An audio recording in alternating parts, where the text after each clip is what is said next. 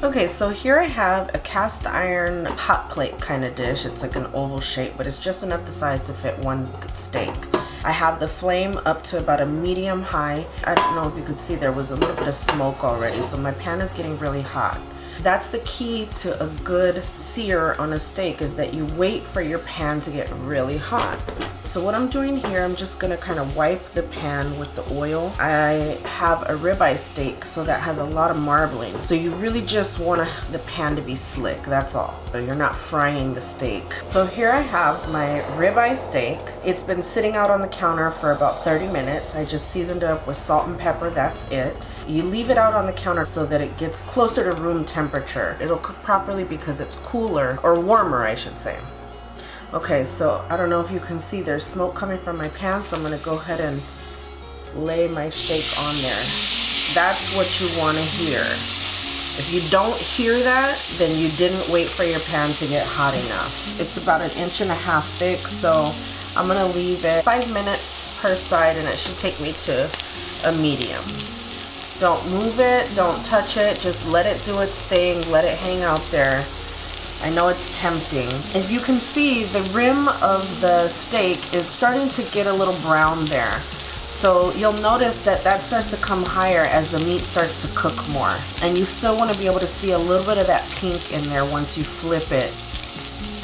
So I'm just gonna leave it there.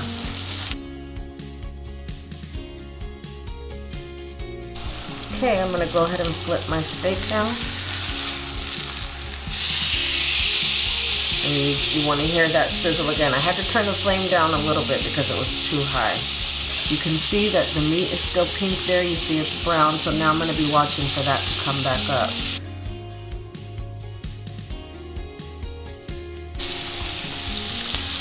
Okay, it's got a good caramelization underneath. So right along the side here, it has this fat cap.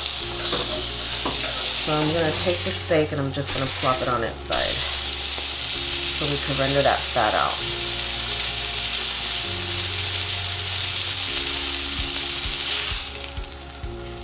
Want a little browner.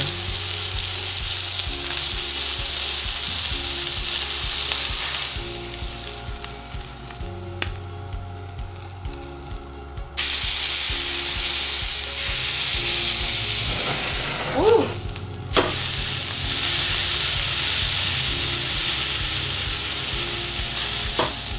So,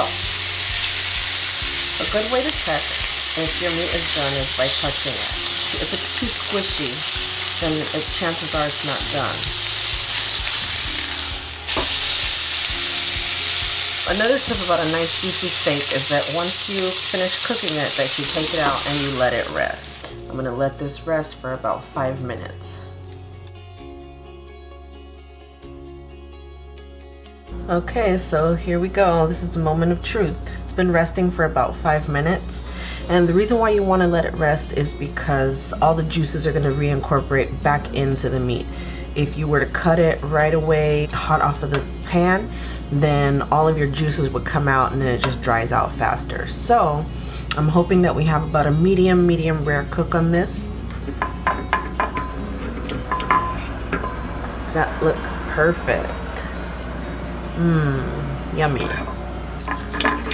So for those of you who don't like medium rare, just take it about 2 to 3 minutes more per side, and then you'll have more of a medium well done. That's the steak.